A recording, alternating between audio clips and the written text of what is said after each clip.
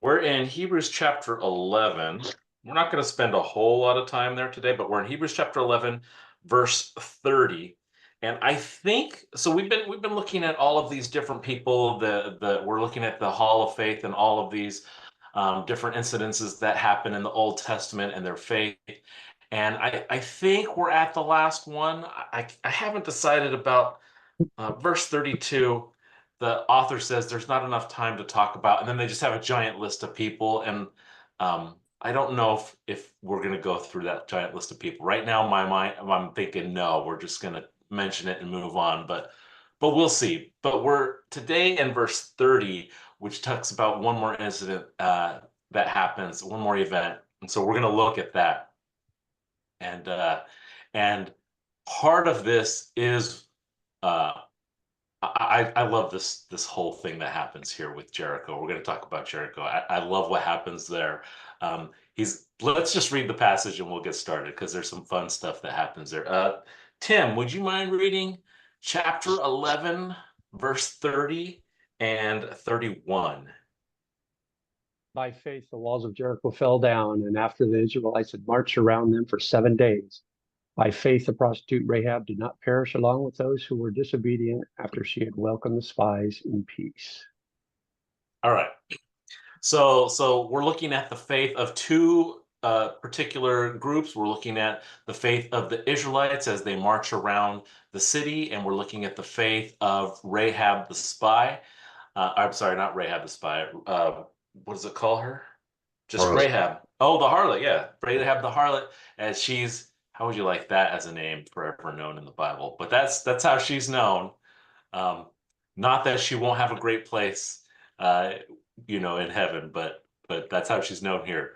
So we're gonna look at that. We're gonna jump to Joshua chapter 2, um, verses. Well, we're gonna start with verse 1 through 7. Let's see, Eric, when you're there, would you be able to read that, please? Joshua chapter 2, verses 1 through 7. Okay. NASB. Sweet. Then Joshua the son of Nun sent 2 men as spies secretly from Shittim, saying, "Go view the land, especially Jericho." So they went and came into the house of a harlot whose name was Rahab, and lodged there. It was told the king of Jericho, saying, "Behold, men from the sons of Israel have come here tonight to search out the land." And the king of Jericho sent word to Rahab, saying, "Bring out the men who have come to you and who have entered your house, for they have come to search out the land." But the woman had taken the 2 men and hidden them, and she said, "Yes, the men came to me, but I did not know where they were from." It came about when it was time to shut the gate dark that the men were out. I do not know where the men went. Pursue them quickly, for you will overtake them. But she had brought them up to the roof and hidden them in the stalks of flax, which she had laid in order on the roof. So the men pursued them on the road to the Jordan, to the fords, and as soon as those were pursuing them had gone out, they shut the gate. And that All was right. it. Yeah, yeah. It's a good place to start. Um, the first three verses here, in my opinion, are hilarious, but we'll get to that. Every time I read this, I just smile and laugh inside. But like I said, we'll get to that. So what we're seeing here is Joshua. They're gonna invade, and so they're gonna invade the land of Canaan. And so God has raised up Joshua as the leader of the Israelites. Now he's speaking to them. He's giving them directions. He's telling them what to do. This is all pretty cool. This is amazing stuff. And Joshua is essentially a military leader. And so, as a military leader, one of those things that you want to do when you're in the military is you want to have a system of intelligence. You want to gather intelligence. So that is what Joshua does. My first thought when Joshua sends these spies out is, Oh no, Joshua, really? We're going to go through this whole thing again? You were one of the original spies, and it ended up in 40 years in the wilderness. But Joshua's confident, and it doesn't turn out the same. But so he sends out his spies. Before we get into this, it's worth pointing out, I think, that Israel has really developed this whole idea and this whole thing of intelligence and gathering intelligence. They are one of the world's leaders of intelligence in our world today. And actually, I don't know how many of you guys have heard this, but they had done something amazing just this last week. And if you just in case you haven't known, and I think it is amazing and it's going to end up as a movie someday, I just want to bring this up. So this is a little bit of news that happened this week. You might have heard about it, you might not have. But so Hezbollah, who's in Lebanon, that's directly north of Israel, they've been firing rockets into Israel for, decades. And they've kind of been doing this deal, and Israel fights back. Sometimes they go into Lebanon, knock out some people, come back. They've actually, since October 7th, when they had that big attack, they've actually evacuated a large part of the northern part of Israel because of all of the attacks that Hezbollah is coming on. And so, because they are so good at intelligence, they have been able to send spyware to their phones, their smartphones. They've been able to hack into some of their phones. They have all of these operations. And the leader of Iran told the people of Hezbollah, the terrorists that are in Lebanon, stop using these smartphones because Israel's too good at hacking and getting into it, and it's not secure anymore. So we need you to stop using cell phones. So Hezbollah, that's this terror organization, have switched, they decided to go low tech, and they switched to pagers, which is crazy. I mean, I told my kids this story and they're like, pagers, what's a pager? And I had to explain that to them, right? That's how low tech this is. Well, it turns out that Israel created a shell company and several subsidiary shell companies as a company that manufactures pagers, and they managed to get the contract from Hezbollah to build their pagers for them. And so they've been building hardware for them and sending it to Hezbollah. And Hezbollah doesn't know this. They think they're getting them from Turkey. And so this whole thing is funny. It all happened, like I said, this week. So there's still a lot of details that haven't come out. But what they did is they put a small amount of explosives in each one of these pagers. And now they know the only people in the world who carry pagers, specifically in this area, are Hezbollah terrorists. And then simultaneously, was it Sunday or Monday, they detonate them. And what it did is it played a audio piece, warning them, and then they blew up. And it wasn't gigantic explosions, but it did kill about a dozen Hezbollah terrorists and sent more than 1,000 of them to the hospital. So suddenly they just did this super precise, targeted attack and took out a lot of Hezbollah people. Not only that, but they're monitoring the hospitals so they know, oh yeah, there's a terrorist, there's a terrorist. They know who they are now. And so Hezbollah is like, oh man, our pagers just blew up. So now we got to go to our backup plan, which is walkie-talkies. So they're using walkie-talkies.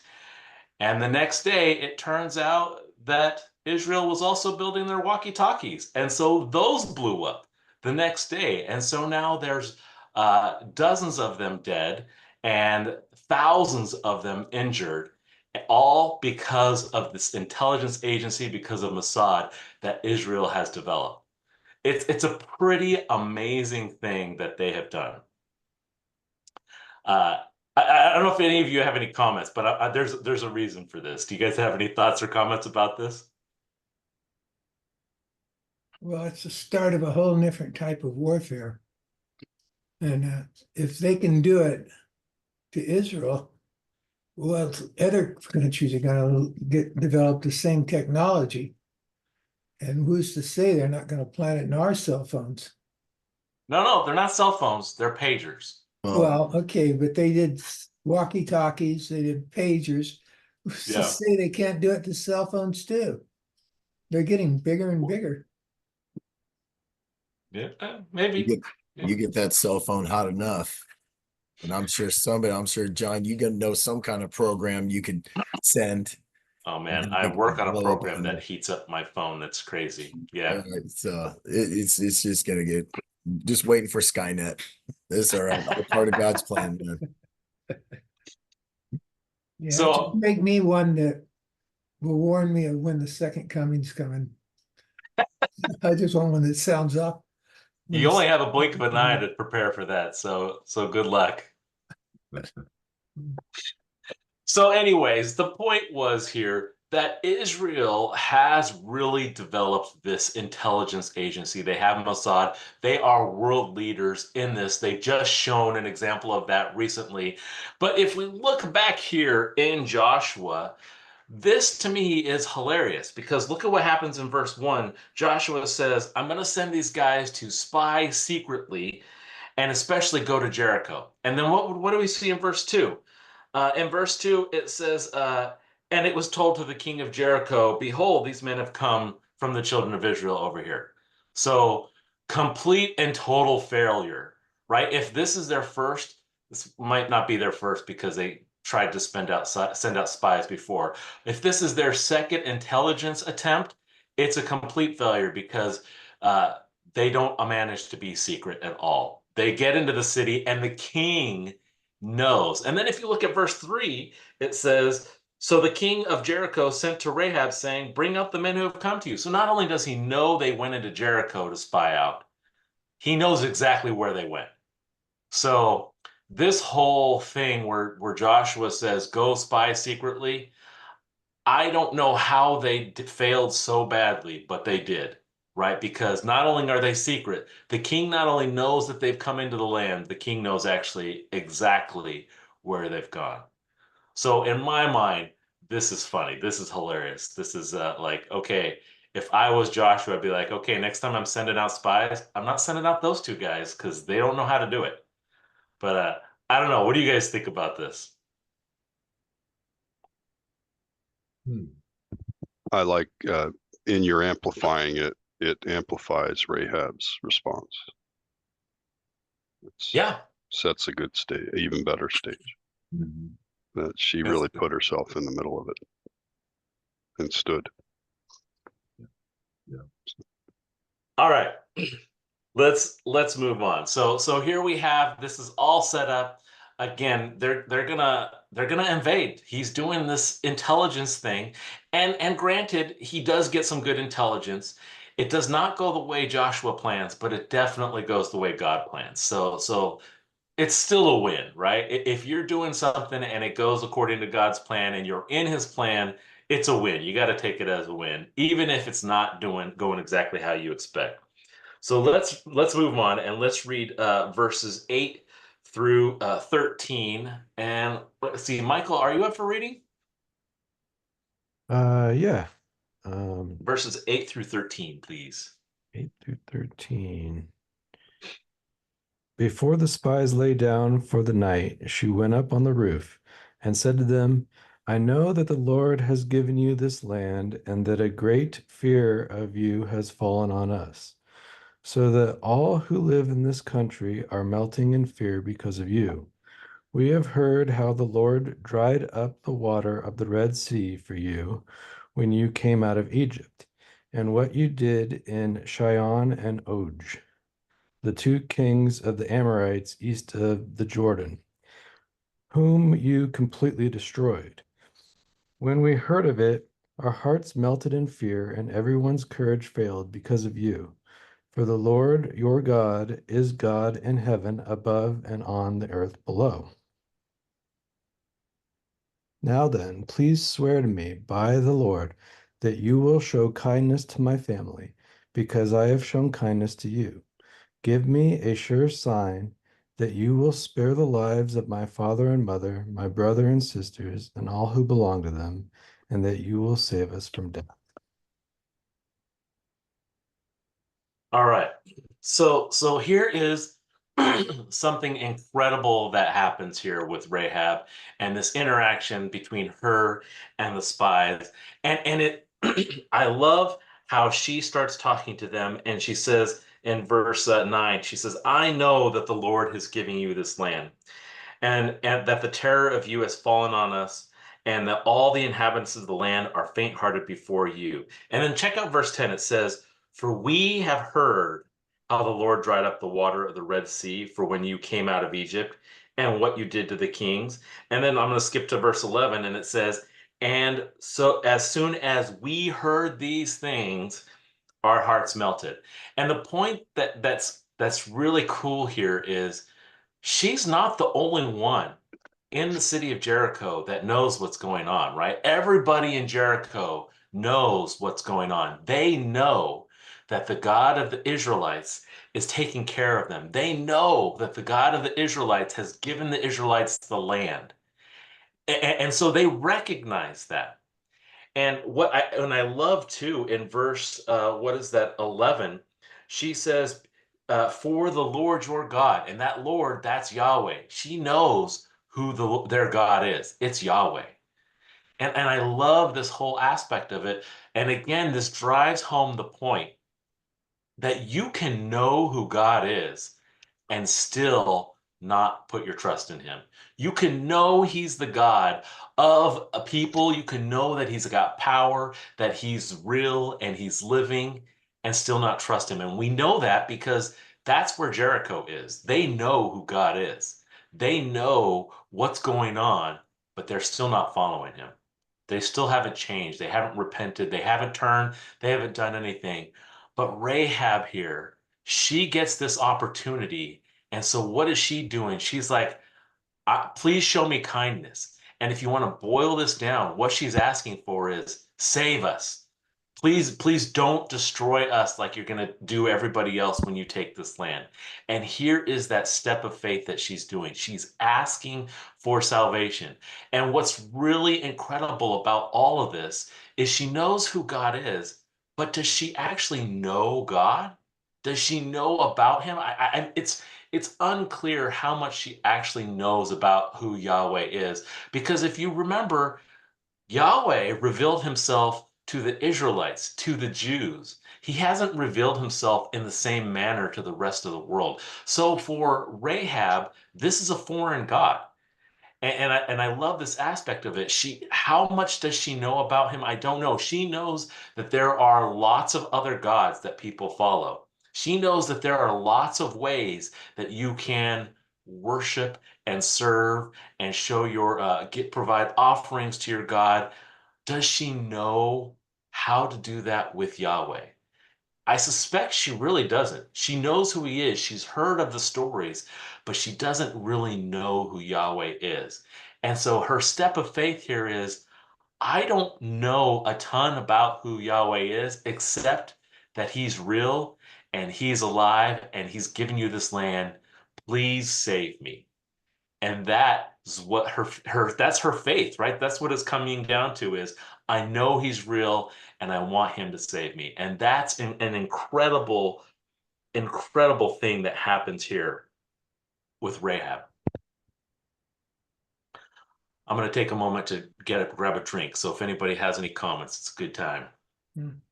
This is interesting that they've been following Israel for 40 years, because it was 40 years ago when he split the Red Sea. So they've been tracking the progress of this nation as it wandered through the wilderness for 40 years. That's a good point. The Amalekites, they're famous for actually trying to kill the Israelites on their whole track to get to Israel, right? And they are tracking Israel. I don't know how, again, we don't have a lot of details, but what I think is just incredible is that they're foreigners, right? Jericho and Israel, they're two different groups of people. They are serving different gods, and they know about Yahweh. They know about the God of the Israelites. I don't know how much they know. All right. Well, So I'm going to just say it's a yeah. nice contrast again, just adding to the extent to which Rahab is actually the fear of God is greater. And what kind of fear was it? was it really Yeah. that they'd be destroyed, or simply knowing that the Jews had favor of a very powerful God, period? I mean, Yeah. you can look at that as I'm looking out for myself, or I at least recognize that they are favored by a great God. And a subtle difference there. Yeah. Because, I mean, this is a walled city. Uh, from what I understand, the activity in this place is a lodging kind of place. And for her to stand up in such a control and with what you highlighted earlier, monitored environment, was quite the stand. A Yeah. huge risk. I mean, who who who is outside of religion, who doesn't even know that that religion is available to them, would reach out in that way and put faith or trust in the Jewish spies more so than the authorities around her. It is an interesting stage set. So It really is. It really is incredible. And I want to point out one other thing, which is I've heard lots of teachings and sermons on Rahab and everything before, and we're just focusing on the faith aspect, so we're not going to go into a lot of other details. hmm, And I've heard lots of explanations and people trying to explain, the fact that she's lying, the fact that she's called a prostitute here or a harlot here, and all of these other things.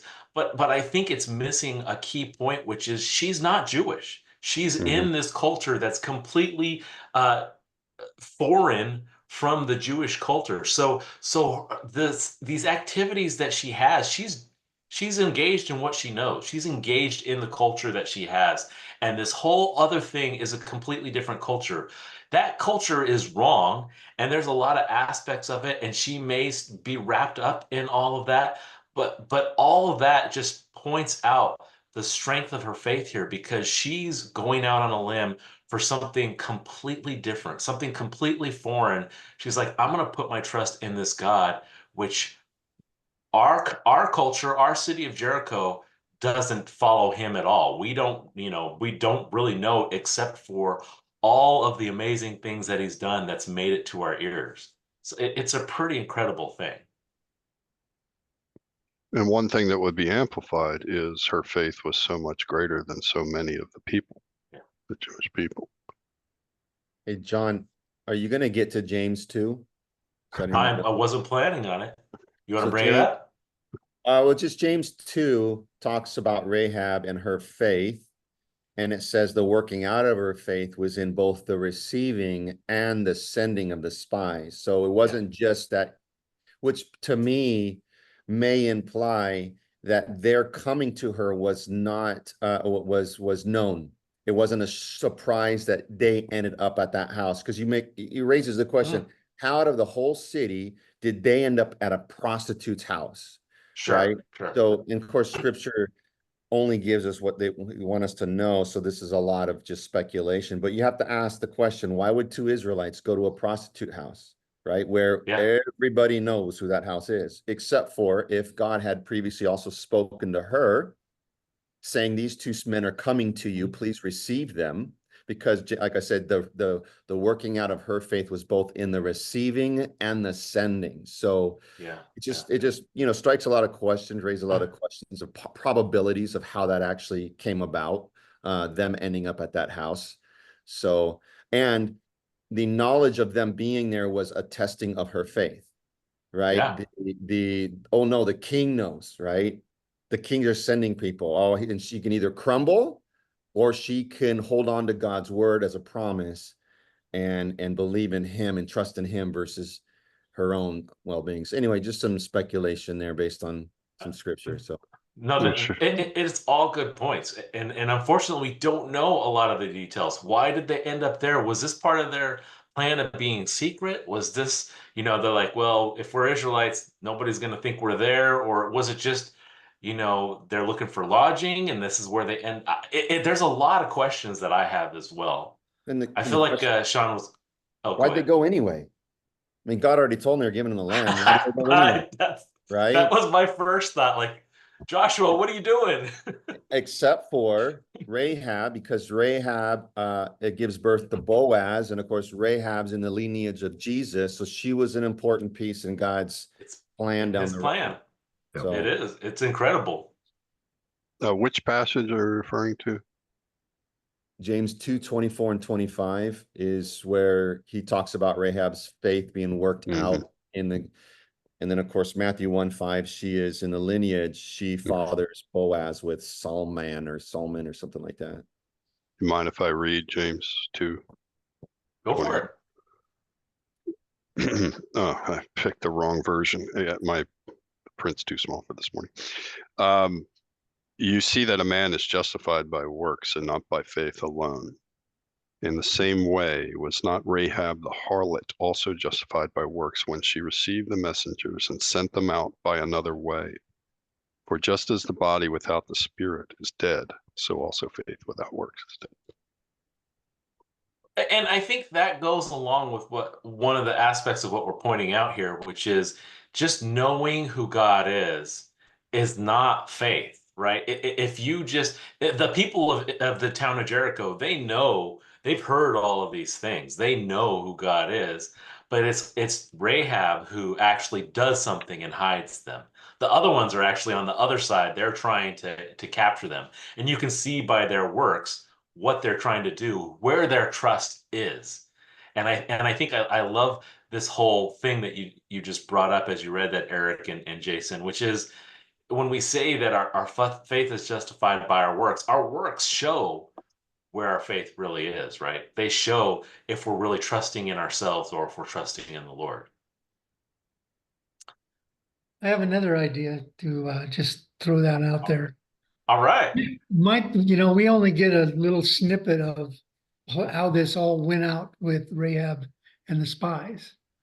And I kind of think of it as here the spies are, they hear that they're being sought out, and they basically convert Rahab to the Jewish faith. And that's where her faith comes in, is that they understand. I want you to let me tell you about our God. Our God has given us this land, and they go through and basically convert her because, as you pointed out, she is in the lineage of Christ, which is, in order to marry, you need to be Jewish by either by birth or by conversion. So to me, it's like the spies converted her, and through that, with her faith in God, she did what she was supposed to do. That's my opinion. You guys can take it for whatever it's worth, but that's what I'm thinking. It is a perfect segue into the next point. So let's talk about it, but let me just bring up one other thing. And so thank you, Sean. That's perfect. And that is there's an important aspect that we as followers of Jesus need to understand, which is that the world needs to know how to follow Jesus. They need to know the gospel, essentially. And I'm bringing this up because there is this field of study called apologetics, and it is incredible and it is great. And if you're a Christian, you should do some studying of apologetics. It's a great thing, but there can be the misconception of people. I've even heard it on watching YouTube videos where they'll say, what's the perfect thing that I can say to a non-believer so that they'll follow Jesus? And this is the problem, which is proving that God is God does not lead to conversion.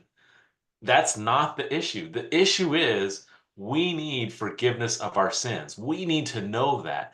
And the reality is a lot of people get to the point in their life where they realize they're terrible people. And I'm saying they, but it's we, right? We're terrible people. We're all this way. We're all sinners. And the question is how do we, how do we get saved? We're stuck. We're just terrible people. What can we do? And what we need and what we needed and got and what other people need is they need to hear how to receive Jesus, how to get salvation, which is through the repentance of sins and following after him. And that is this cool aspect, as Sean was bringing up. Maybe that is what happened there, is that the spies were telling Rahab, we follow this great God. You also need to follow this great God. If you want to be saved, this is how you do it. You follow after this God. I don't know if that is what happened. From the text, it sounds like she's in this place where she's like, I don't know what to do. I know we're going to get conquered. I know that the Lord has given you this place. I don't know what to do. Please show kindness to us. And in my mind, that's her saying, I don't know how to follow your God. Show me how to do it. Show me how to follow your God. And I'm just bringing this up. This is where the world is as well. And this is why the gospel is so powerful. And apologetics doesn't save people. It's the gospel that saves people. It's that message of we need to follow Jesus. We need to ask for forgiveness of sins because he will forgive our sins and bring us to him. I don't know. What do you guys have? Do you have any thoughts about this whole idea in general? I was just, excuse me, thinking about Rahab, and she said they'd heard these things about the parting of the Red Sea and conquering these other kings, and you hear these stories. Well, bam, now they're at your doorstep, and what does that do to you? And then it's got to put terror in your heart. It's like, okay, we're next. So you have some decisions to make, right? You're either going to jump on board and get with the winning team, or you're going to suffer the fate of everyone else. And I think, like what you said and Eric alluded to earlier, with her knowing that the king knew, everybody knew, she had a decision to make, and she made the right one, I guess. But it's just interesting how almost feels like we have the same decision. You know what I mean? We know how powerful God is. We've heard stories. We've had him experience in our own lives. And yet, and still, it feels like we constantly have this decision to make. Are we going to follow the Lord and keep our faith, or are we going to go with all this external stuff and all their false promises? I think it's also worth pointing out that although we're focused on Rahab and we're looking at the town of Jericho and we're generalizing them and saying that they're not following Rahab's path and they're not following Yahweh, there actually is a group of people who do, and it's not specific, but it does the way it. And I'm afraid we're going to run out of time and not get to it, but the way that it says it in the passage when she is saved and after the battle is done, it sounds like it's not just her and her family, but there might even be others outside of her family that may have come in. So it sounds like she is like, okay, I have found the way to salvation. I know how we can follow Yahweh. And she's telling others. And when this battle happens, they're all hunkered down in her house because they know if they stay in there, they're going to be saved. And so it's just a cool picture to recognize that this opportunity for salvation was not just for Rahab. It was for the entire city of Jericho. It's just only a few people responded and actually decided that they wanted to be saved. It's similar to the blood on the doorpost when they came out of Egypt, right? All who were inside. So it's pretty incredible. All right. So I'm looking at the time, just trying to decide what we should do here. We're just going to read 14 through 21 just so we get the picture. And then there's a cool thing also that happens right after the end of chapter 2. So let's read. Jason, have you read? Did I ask you to read? Can you read 14 through 21? Or just the rest of the chapter, 14 through 24? all right. 14 through the end. All right. So the men answered her, we will give our lives for yours. If you don't report our mission, we will show kindness and faithfulness to you when the Lord gives us the land. Then she let them down by a rope through the window, since she lived in a house that was built into the wall of the city. Go to the hill country so that the men pursuing you don't find you, she said to them. Hide there for 3 days until they return. Afterward, go on your way. The men said to her, we will be free from this oath you made us swear, unless, when we enter the land, you tie this scarlet cord to the window through which you let us down. Bring your father, mother, brothers, and all your father's family into your house. If anyone goes out of the doors of your house, his death will be his own fault, and we will be innocent.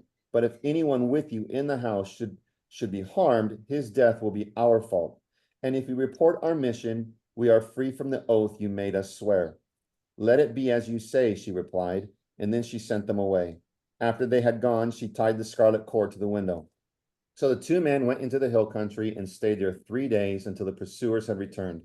They searched all the way, but did not find them. Then the men returned, came down from the hill country, and crossed the Jordan. They went to Joshua, son of Nun, and reported everything that had happened to them. Then they told Joshua, the Lord has handed over the entire land to us. Everyone who lives in the land is also panicking because of us. So we see again, just there is this faith, the step of faith that Rahab has to do, because she's not just receiving them and hiding them, she's also helping them escape. And all over, this is just continuing to point that she's putting her trust in Yahweh. She's putting her trust in the Lord and saying, okay, I'm doing what I think is going to please the Lord and do these things. So she you know, she's from a totally foreign country and culture and everything, but she is still, her works are showing that her trust is in the Lord. And so this is all beautiful. This is all amazing. And then we see that great end in chapter 2 with verse 24, where they give their report, and their report is that God has delivered the land into their hands. So they're not going to make that same mistake that they made when they came out of Egypt and sent spies in. Instead, they're like, okay, God's given us the land, we're going to go into there. And so it's just this incredible thing. So this is Rahab, and in Hebrews they also talk about the fall of Jericho. And so if we have enough time, we're going to talk a little bit about that. But there's something important to catch here, which is we just read Joshua chapter 2. Now notice what happens in Joshua chapter 3. If you look, there's a title of your chapter. Mine says Israel crosses the Jordan. So what we see here is in chapter 3, Israel now has to cross the Jordan. And then if you look at chapter 4, they set up and erect some memorial stones so that they can remember the things that the Lord has done. They got their 12 stones for each tribe, so they're doing all of that. And then if you look at chapter 5, the men have to get circumcised. And I'm assuming that this takes a period of time for them to heal. Because from what I've heard about this, when you get it done as an adult, right, we see in Genesis that 2 guys can go and wipe out a whole city by themselves if all the men have been circumcised. That's how much pain you're in. So what's interesting about all of this is Rahab does this. She sends them out, and there's a pretty good chunk of time that passes before they even come in near Jericho, right? So she's got this faith. She's putting her trust in the Lord. She's done all of this. But what's important to understand is she's not getting any feedback on what's going to be happening next. She has no idea what's going on. She put her trust in the Lord, and time is passing, and she's not seeing any results from putting her trust in the Lord. And this is an important thing for us to remember as well. Sometimes we put our trust in the Lord and we don't get any feedback as to what's going to happen next. Sometimes we never get any feedback as to what's going to happen from what we've done. And it's all crickets on our end. We're not hearing what's going on. We don't see anything coming to pass. We don't see the Lord's plan happening, but that doesn't mean his plan isn't happening. And I like this aspect of here that she's got her faith, but she also has to sit on that and wait for a while before anything is revealed to her. One of the other things in verse 21, it gives the impression that as soon as they left, she tied the scarlet cord to the window, which means it's sitting there now. And Yep. Very if good. people are people, I can imagine, what's that there for? What'd you do that for, right? And so during this whole time, she might be getting questions as to what's that there for, right?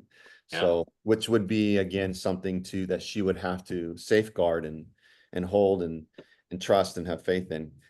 So, And That's a good also one. it gives her an opportunity to tell others, right? Well, I'm going to get saved when the Israelites are coming in here.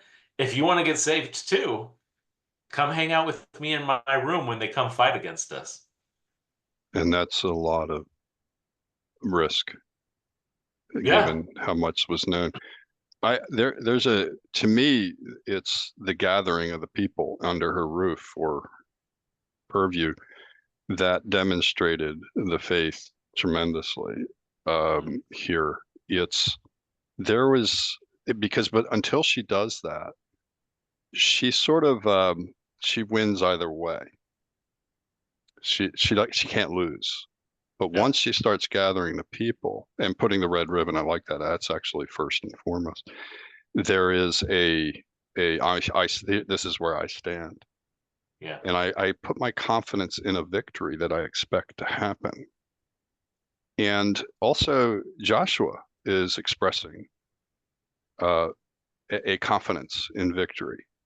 Yeah. I don't know what it looks like to have several million Jews kind of moving towards your city, how much confidence they really put in the walls. But yeah, there still is a stand that this is what I expect. I'm going to go that way. So, here we're talking about faith potentially driven by personal fear.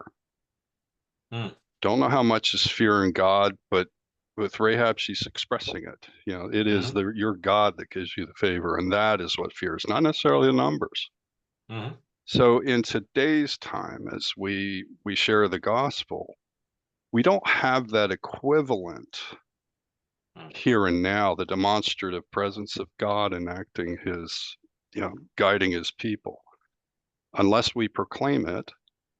But so I always tend to go back to creation. And if that does not instill in a non-believer or someone who doesn't think about God much, a sense of awe, I still think that there's very little movement forward in discussing the gospel.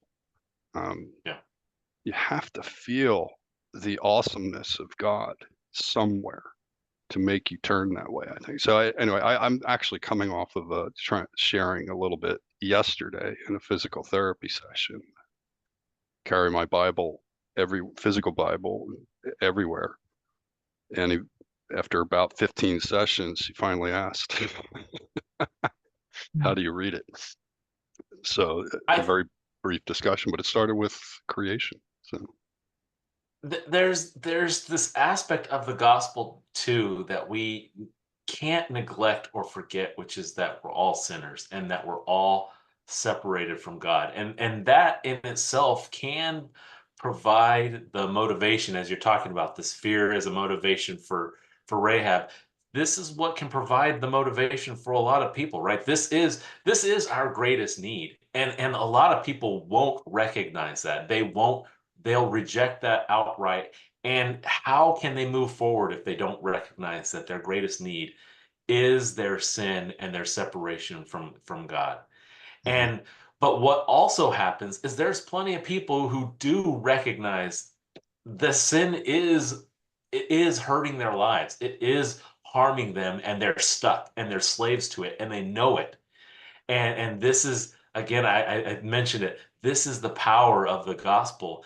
And if we try to present the gospel without talking about the fact that we're sinners, we can miss that whole motivational part of, hey, you need something. You need something to be saved from. It's this sin that separated us from God that we need salvation from. It's interesting to me that God protected Rahab. I mean, if she is actually, as you're bringing up, she's evangelizing, she's telling other people about God. I can just imagine somehow word gets to the king. Well, that harlot over there, Rahab, well, she really hid those spies up in her roof.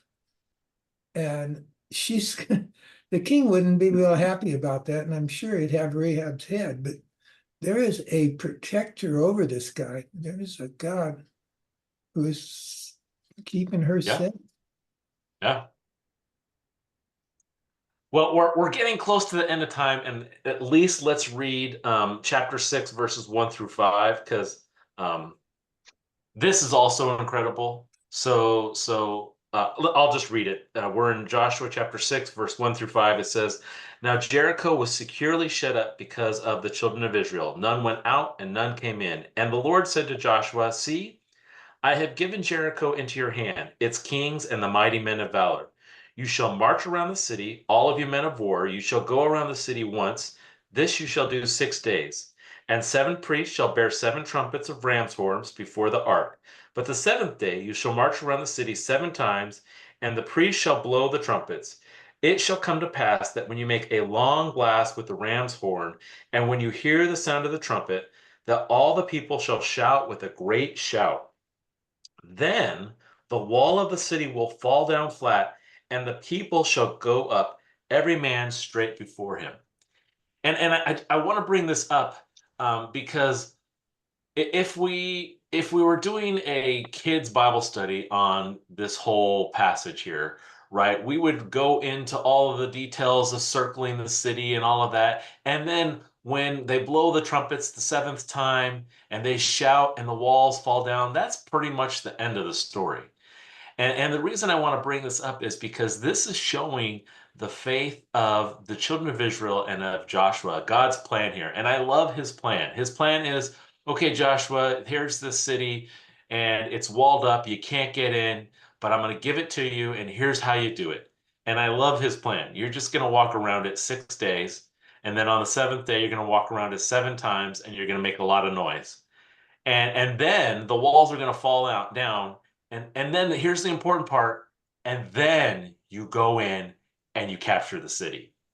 And there's several aspects of this which show the faith of the Israelites, because really, what in the world is the point of walking around the city 6 times? On the 7th day, what's the point of walking around the city 7 times? Why not just walk around the city once and then you shout and then the walls come down and you go in, right? But this is God's plan. And he's like, and this is what I like about the faith here that the Israelites show, which is sometimes God asks you to do weird stuff, right? Or at least what we think is weird. And you might even be like, I don't get it. What's the point? And part of it is you got to be obedient. If you really trust him, you got to do what he tells you to do. And if he's clear about it, then you absolutely have to do what he tells you to do. And so I love this whole aspect of it. But I also love the fact that they still have to fight.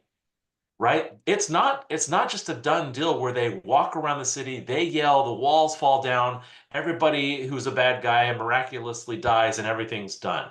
Right? That's not what happens. They have to encircle the city and then they're going to have to fight. They're going to have to put themselves in harm's way in a place that's dangerous against people that are supposed to be, pretty powerful, mighty men, and they're going to fight you as well. But that's God's plan. He's like, okay, I'm going to take care of the hard thing. I'm going to take care of that wall. I'm going to take care of their hearts so that they're all scared of you, but you still have to go in and fight. And I love that that's how God works out this whole plan of what he's doing. And it shows the faith that they have, because they have to do something that seems weird, maybe a little bit silly. If I was doing it, my kids would think I'm silly, but my kids think I'm silly most of the time anyways. So I would have to do that, but then on top of that, I still have to go in and do some of the fighting. I still have to participate in the battle. And honestly, I love that God allows them to be part of this battle. And he does it in such a way where it's really clear that God wins this, but still they get to participate. And so I love that whole aspect. We have 5 minutes left. So do you guys have any thoughts or comments before we close it down? I was in the Marine Corps for 4 years, and I can imagine these guys that are warriors sitting there going, what the heck is Joshua talking about? We're just going to march around, there's probably 400,000 or 500,000 people that are with us marching like around. gimp in our step. Yeah. And it's like, you're kidding me. We're going to do what? So I can imagine the generals and all those guys going, this is crazy. We can't do this. But then there's people that I've heard said, well, by marching around the city, the walls, it loosened up the foundation. So when they shouted and blasted the horns, the frequency of that sound made the walls fall. I mean, it was like, okay, scientifically, let's figure this out, but it was God. Absolutely. No miracles, of course. Yeah, that's right. Miracles don't happen. But consider it from the perspective of Jericho. They didn't go run out to defeat the Jews. They were probably outnumbered substantially. They Yep. probably felt the walls would protect them. On the other hand, what these 7 days is all about, although it may seem weird in one respect, they were carrying the ark in front of them. It was very clear that they were putting God in front with those instructions. And the glory, it was about that fear that they felt. Their hearts sank. The whole city had already been in fear, and here they come, and God is first, not just because there's this all-powerful number of people. So imagine that fear reverberating through the city for 7 days. There's something about this that is greater than simply weirdness and going through a ritual. It's not unlike us going out and holding, for the best thing I can think of is holding placards or simply proclaiming God in the oddest of places and his word. We are weird, but it's all they hear is, oh, those are God people. We may feel awkward and uncomfortable in doing something a little strange or out of place, but what they hear is they're God people, and they dismiss or they don't. But it is an awkwardness that we all experience in our walk. You have to press through because it's all about hearing, who are you here for? You're here for God.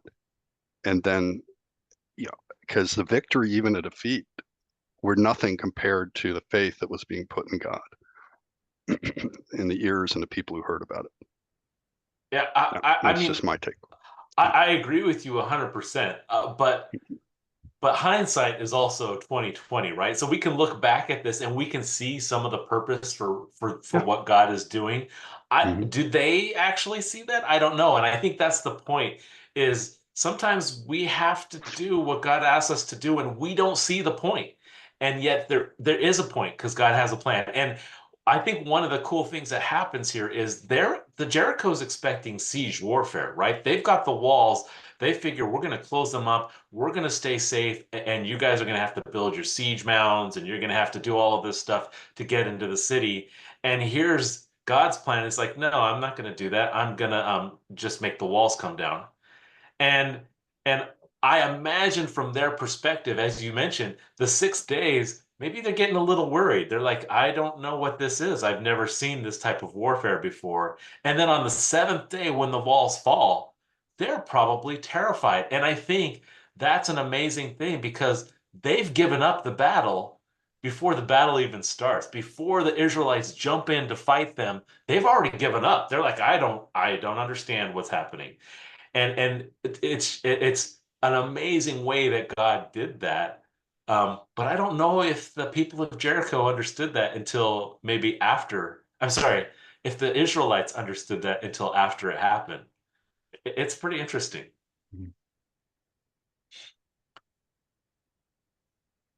All right, we have time for at least one more comment. Somebody has one more thought they want to bring up. I'll say it. There's nothing like delaying the inevitable. And it'd be one thing if they just showed up on day one and started pounding on the door. But when you know that destruction is imminent and you have to sit there and wait for it to happen, that's just the worst. I remember I was a child and my father gave me the option of spanking me before my bath or after the bath. And I chose after, and I layered on the underwear just because I wanted cushion. And the spanking never came, but the time that I was sitting there waiting for it was just terror. So this just made me think of that moment in life. That's good. That's I love funny. that.